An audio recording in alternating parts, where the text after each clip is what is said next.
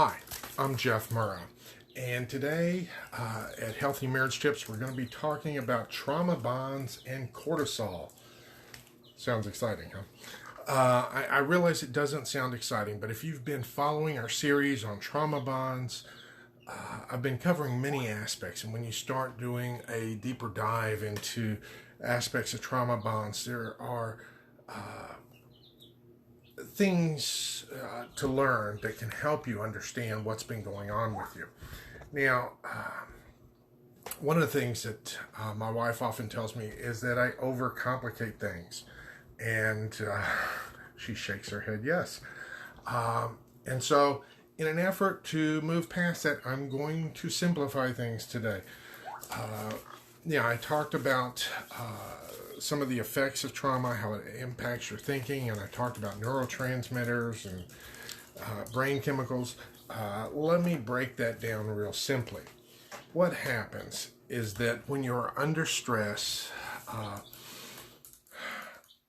one of the things that happens is that your kidney starts secreting a hormone known as cortisol. Now, when you are stuck in a trauma bond, your cortisol levels are going to be high and outside of the average range. When you have resilience and your ability to bounce back is there, your cortisol is in a normal range. When your cortisol gets way out of whack, it causes problems.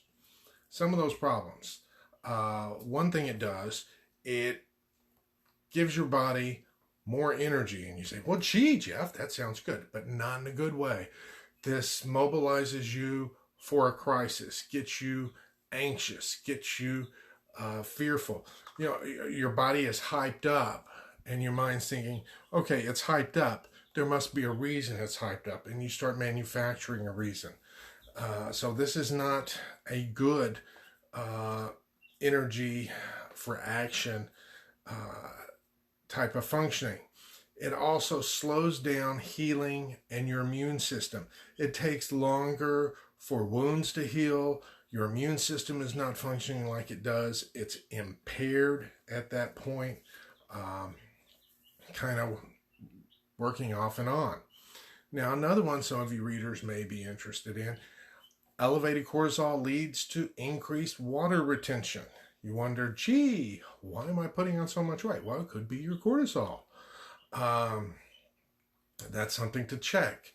It also interferes with your short-term memory to where your ability to think and to recall things, even in terms of your short-term, is not going to work.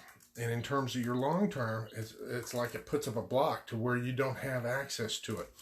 So this is one reason why it is difficult to think, because your mind,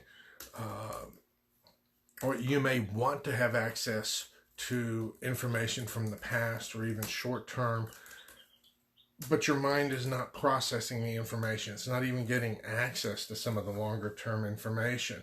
And that's part of the reason why some people think that they're going crazy when they're in the midst of a trauma bond situation. It also increases your blood pressure and increases the amount of joint pain. It could be that you don't need all those medications. It could just be that you got trauma bonds, and all those medications you see advertised on TV are just dealing with symptoms. They're not dealing with what's at the root of it, which is your body's response to the trauma bonds and dealing with it. So I wanted to break it down, and rather than leave it this ambiguous chemical stuff, put a name on it. Cortisol is one of the ones. There's several others involved, but cortisol is something you can definitely look up on the internet, find out about, and see the damaging effects that it can have when it's there for too long. So trauma bonds definitely impact your health. I talked yesterday about how they impact your thinking, but when there's one thing that can influence, joint pains, your thinking, your energy level, your blood pressure and stuff, to me, that would be an important thing to deal with and consider.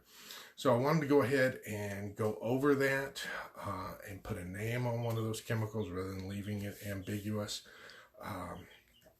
So hopefully this will help you understand what's going on in your body, because I know a lot of times when weird things happen, you always wonder, what is happening to me? Well, this is what's happening to you. The cortisol is going haywire and triggering all kinds of systems within your body. Now, I hope this helps you, gives you an understanding of things. If you have any questions, concerns, feel free to leave them below. I'll be glad to get to them. So until next time, this is Jeff Murrah wishing you best regards. Goodbye.